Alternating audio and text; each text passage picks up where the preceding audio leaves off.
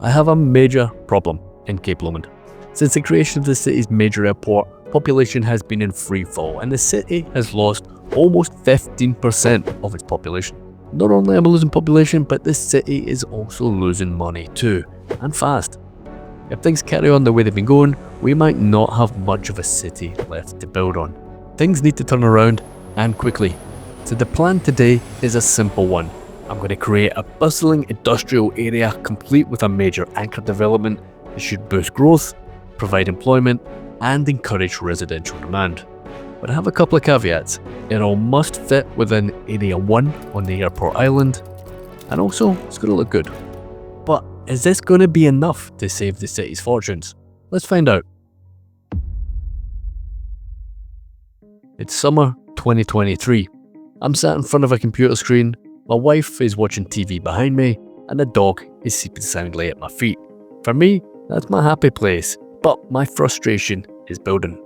I watch a ton of tutorial videos on building highway interchanges. I spend, frankly, too long looking at Google Maps for inspiration, but try as I might, I just wasn't getting any better at building these road networks. Eventually, I just give up trying to make something creative. I accept defeat, and the realization dawns that I'm just never going to be able to make anything elegant. This sad effort is the pinnacle of my interchange building in the original Cities Skylines game. I can assure you the disappointment is palpable. With the release of Cities Skylines 2 though, that all changed. The road tools are great, they're intuitive, and they're easy for anyone to pick up and start building. I excitedly load up the game and go about getting stuck into building a few cities. As the cities grow, so does the need to provide adequate highway connections. With the new road tools, this should be easy, and it is. Which is why I get busy making interchanges all over the place. Things are running well, traffic is moving, the cities are growing rapidly. But boy, is it ugly. Ramps are too steep, corners are too sharp, and everything's out of proportion. The jank is real. Something had to change. So I got practicing, and things didn't change overnight. But the practice strengthens consistency, attention to detail, and patience. I found now that the builds improve over time, and that effort compounds into results that I wasn't capable of producing in the past, and are now thrown together really without too much thought. Now that's not to say that the stuff I build is perfect. Far from it, I make a load of mistakes all the time, and I'm okay with that. There's a phrase, mistakes are the sum of your experience. So every mistake you've made isn't a failure, it's a lesson, and each lesson builds on the last. So what I would like to do is to challenge you. Ask yourself, what do you struggle with? What do you find hard? What's holding you back? Once you have your answer, I want you to commit to improving it through some deliberate practice. So have a think about it. Once you know what it is, if you're up for sharing, let me know in the comments what you've chosen.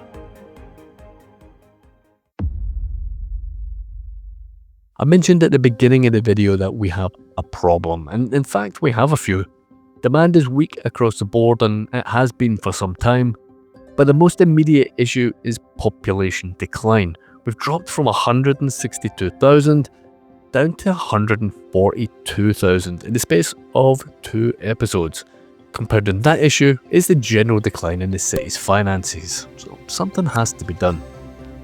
In previous episodes we tried to address healthcare, police coverage, welfare, well-being, communications, and postal coverage. None of those improvements seem to have really made much of an impact, so it's time to try something new. In the north of Scotland, the oil and gas sector are big employers. Major players like BP and Shell have long had a substantial presence in the area, but they don't operate in a vacuum. Wherever you think of these big players, these companies have a wide-ranging impact on local communities, providing additional indirect employment through the supply chain, as well as support industries relying on these big organisations for additional work. Industries of this nature are referred to as anchor industries. So it's a dominant economic sector or cluster within a region that drives employment, investment, and auxiliary business growth, just as I've described. When I think of my hometown in Glasgow, which is not in the north of Scotland, I'm hard pressed to think of a specific example of an anchor industry that's active in the city right now. But that wasn't always the case. As the Industrial Revolution gathered pace, Glasgow had transformed into a medieval town into one of the world's major industrial hubs, shipbuilding, heavy engineering, textiles, all playing major roles in the city's growth. Now of course, most of these industries are long gone. The city is now relying on a much more diverse range of sectors such as education, finance and even tourism. This got me thinking, perhaps what Cape Lomond is missing is an anchor industry, something that can boost the economy and drag up the underperforming organisations in the city. My immediate thoughts rested on the Pharma building, but I reckon that building looks a little underwhelming for a signature building or an anchor industry. So I'm going to extend it with some static ploppables and really bulk it out and give it the presence it deserves in this development. This building comes with some great perks, +2 industry efficiency citywide, +5 interest in university education citywide, and +1 university graduation chance citywide as well. And that's going to be providing over 100 jobs. Will it be enough to spur sufficient growth in the city? I guess we're going to find out. So in addition to this anchor industry that we're creating, I do want to bulk out and really expand the normal industry that we have in the city as well. I'm going to do this through a mix of zoning, and we'll just take whatever zones in and we'll try and make it look a little bit better later on. But I'm also going to be adding some ploppable ones as well through Find It. I really want to have a healthy mix of shapes and sizes in this development, and then obviously a little bit later on we're going to use a few tricks and tips and whatnot and make the whole thing look a little bit more cohesive. One thing you will see there is using quite a bit of recolor. Some of the colours can be a little bit wild on the industry stuff, and really I want to make it looking like something that you would perhaps maybe fly over and see as you're kind of coming into the airport. So most industrial developments that you'll see, in real life, they tend to be greys and whites and more greys, quite honestly. So we're going to be very much mirroring that in this development today. So we have a good number of normally zoned buildings like what is shown on the screen right now, but in addition we've got a good number of non-functional static ploppable buildings, and we're going to bring them to life. That's what we're going to talk about now. Let me take you back in time with a tale from ancient Greek mythology. It's 1200 BC and we're in the midst of war. After years of unsuccessful attempts to breach the city of Troy's strong defensive walls, the Greeks came up with a clever trick. They built a giant wooden horse and hid a group of elite soldiers inside it. Now you'll probably know how the story goes. The Greeks emerged at night, they opened the gates to the city while the Trojans slept, and the city was destroyed by the invading army. Now although most of you do know the story of the Trojan Horse, I know that based on the comment section that not all of you are aware that we have our own Trojan Horse at our disposal in Cities Skylines 2. So I'm going to show you how to make the most of this great tool. Instead of concealing Greek soldiers and inanimate objects, I'll be concealing employment, jobs and economic growth instead, ready to be unleashed on the unsuspecting city. So how exactly are we going to do that? Well, we're going to use StarQ's modular zoning blocks. We've used them quite a bit in the past, and really we've used them in every video since they've come out, but I'm going to take a little bit of time and just show you guys a little example how to go about using them yourself. In our scenario today, the Trojan Horse that we'll be using is essentially the warehouse assets. These are non-functional, these are static ploppables, again, one of StarQ's mods, and we're going to use that mesh as a cover for all of the activity that we're going to insert inside it.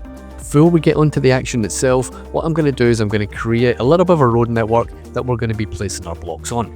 Now I've learnt the lesson from the airport build from a couple of weeks ago, and what I'm going to do, rather than having the road directly up against the warehousing, what I'm going to do is we're going to build the road actually inside of the warehousing.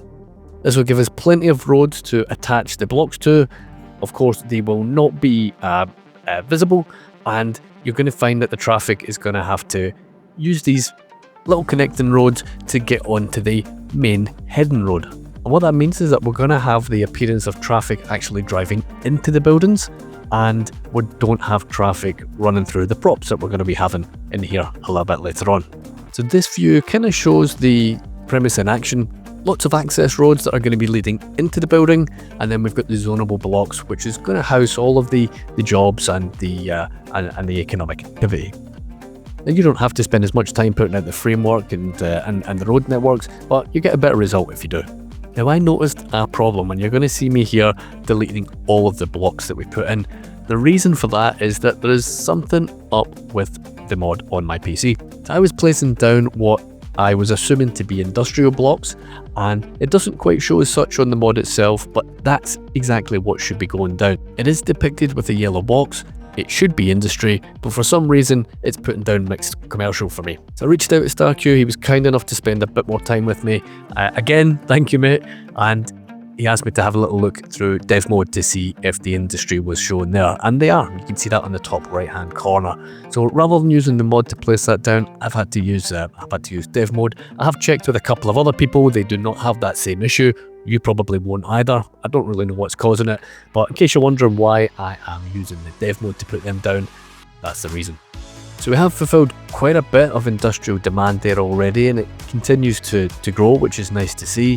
What I'm going to do now is I'm just going to extend the road networks out a bit, and I think having the little avenues, is that what they're called? Alleyways it is, and we're going to run them just parallel to the main road network. It's going to kind of bulk out the look of the interchange, which is pretty nice, and it will give us that sort of big major infrastructure look that we're going for.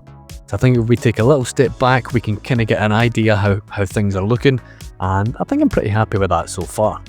We do have a fair bit of parking in the airport development already, but I think maybe some long stay parking might be a good shout, and we'll have that a little bit further away from the terminal, somewhere you need to get your shuttle bus from, that kind of thing, and we'll have it sort of just on the outskirts of the industrial area.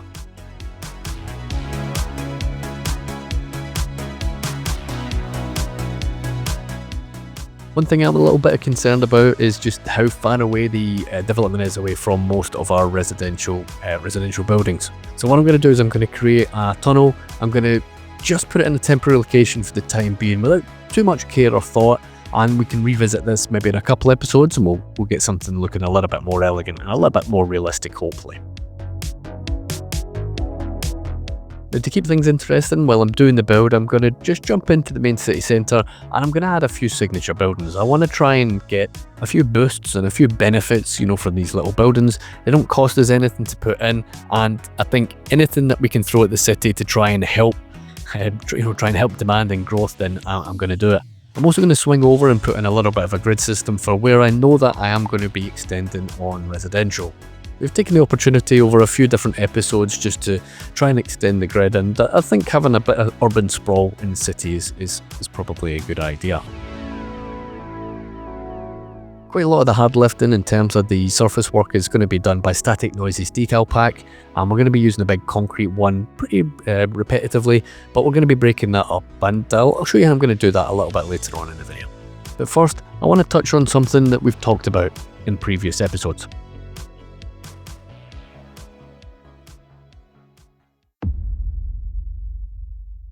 We're going to take a little break from the main build for a bit of time for experiment. So every now and again I'll try zoning different things and see if it has an impact on the city. I am going to do that, but I'm actually more interested in something else, and I think you might be too. So ignore the industry stuff, I just wanted to see how much was going to grow in. What I'm more interested here is having a look at the deathcare. As I mentioned in a previous video that I think perhaps the Magical Hearse mod might be a requirement for this city because, frankly, the death waves just never end. This mod removes the need to place deathcare buildings, so crematoriums, cemeteries, etc. You just simply don't need them. Once your Sims die, they just basically disappear. I would just really rather not use that mod if I'm being completely honest, but I don't know if it's entirely manageable, the deathcare in this game. So I thought I'd play a little game. I thought I'm just going to put down as many crematoriums as the game is asking me. Now in fairness, I have previously deleted a few, especially the small ones that we have in the city centre, but if we have a look at the actual availability as it climbs up, by my count, I needed 72 crematoriums just to match the death rate in the city. And frankly, how would you even fit that in the city? 72 of them on top of what we have already? And have a look at that, it's just hearses everywhere. In addition to that, have a look at how much money we're making. It's costing an absolute fortune. So for me, it's obviously not sustainable. We're not going to be running 100 odd crematoriums in the city. It's just ridiculous. So this is just a game save. This is not going to be staying in the city. We'll revert back to our previous, of course, and we'll get the Magical Hearses mod back into play. Now hopefully I can come back one day and perhaps go back to normal and use the deathcare as it is, but at the moment, I don't see any other solution other than spamming that stuff, which, as I say, is not sustainable. We're not going to be doing that. I've built a fair bit of industry in the past. The problem though I have is that it tends to look quite generic and, if you do say so, maybe a little bit boring. There's pretty limited scope to make things look unique or interesting. However, we've seen earlier in the video how you can create an anchor industry and kind of build around it. That helps break up the visual reputation in the district and it makes things look a little bit more interesting. But it's not always enough. The ground surrounding the buildings, for me, looks too clean, almost clinical, given that plasticine look. And in addition to that, there's too much grass on show. Random spaces where default textures are shining through it. It just doesn't look quite right. So to solve that, I want to play with textures, surfaces, and some decals. And this will produce contrast and ideally give us something a little bit more interesting and a little bit more realistic in terms of the development. So as always in the video, I always take a minute to thank you guys for watching if you've made it this far. Special thank you to our Patreon members and our YouTube members. Hugely appreciated, making a real difference helping me get the content out, guys. And a little reminder, if you're interested in supporting the channel, Patreon's the best way. You get ad-free early access videos when they're possible, access to most of the game saves, a few work in progress updates where we can, you get your name in the credits like this, support a role in the Discord, and you can invest in the creator knowing that the majority of the money is actually going to the creator to reinvest in creating the content that you love. So let's just take a minute to combine a little bit of extra parking, some roads with the parking attached, some decals, a bit of surface work, and a bit of focused recolouring work as well.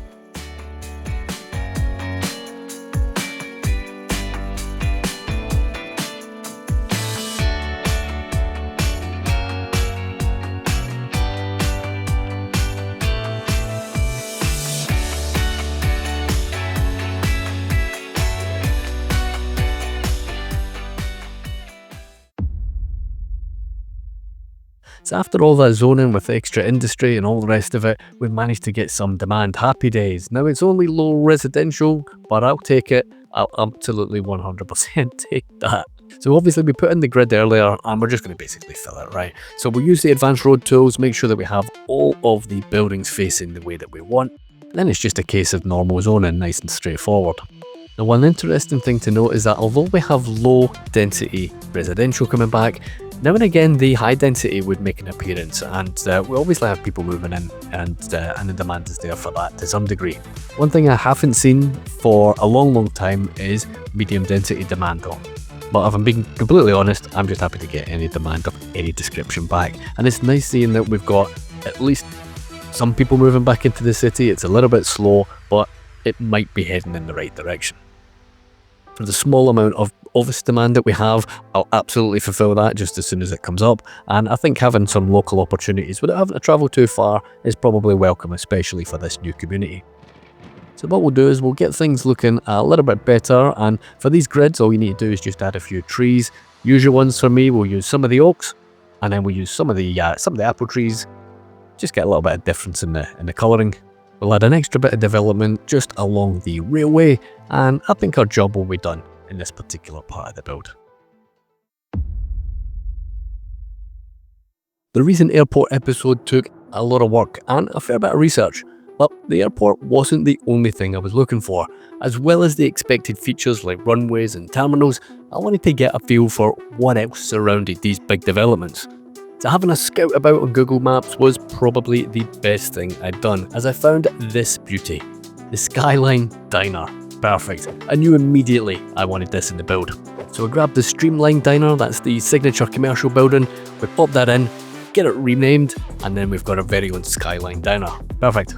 So we're at that point of the build where we have all the major building blocks put in place. We've done a ton of surface work that I've kind of skipped through really, so you didn't have to watch it all, but we've got a ton of prop work and detailing still to do. So at this point, I'm going to stick it on a time lapse, we'll listen to some music, and then we'll catch up for a quick build review at the very end and see how things turned out.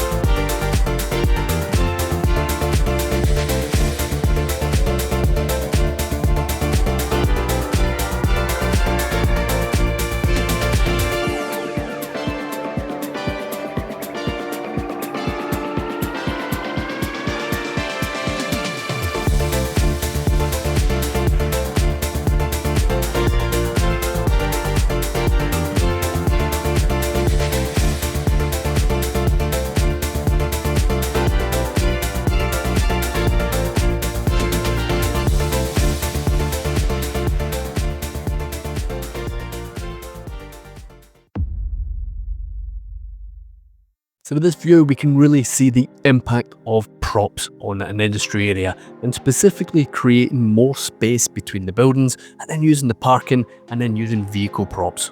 I haven't really gone through and used various different types of props like containers and trash cans and all that kind of stuff.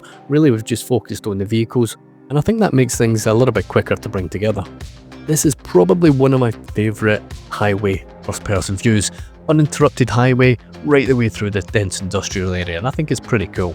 As a contrast to some of those big warehouses, we've got our Skyline Diner here as well. I think that's a really nice addition. A little closer look at our industry will kind of demonstrate how a bit of recolor can really blend things together, especially if you kind of mix them and match them with the props. But of course, the main thing about this episode was to really try and rescue the population decline and the finances to a certain degree. And to that end, I think it's been a complete and utter disaster. We've lost another 9k population, which is just not sustainable. Clearly, the addition of this much industry, even with signature buildings and all of the benefits, isn't enough to fix the decline. But we're not done and dusted yet. I do have a few other things that I want to try out. And so next episode, we're going to be focusing on Plot 2, or Area 2 of the airport island. And we're going to be swinging back over to the main island, or the main build, and we're going to be trying out a few other bits and pieces that can hopefully halt or at least slow down the decline. So we didn't quite hit the objectives that I set out at the beginning of the video, but the secondary objective, I wanted to make it look good. I think we can at least tick that box. You've seen how to create an anchor industry using the Pharma building, but what are you going to do if you decide to use a different signature building? What works for one does not necessarily work for the other. The good news is, I've covered this before, so check out the iconic bridge video where I use bespoke prop work along with a vehicle factory to anchor the industry with yet another signature industry building.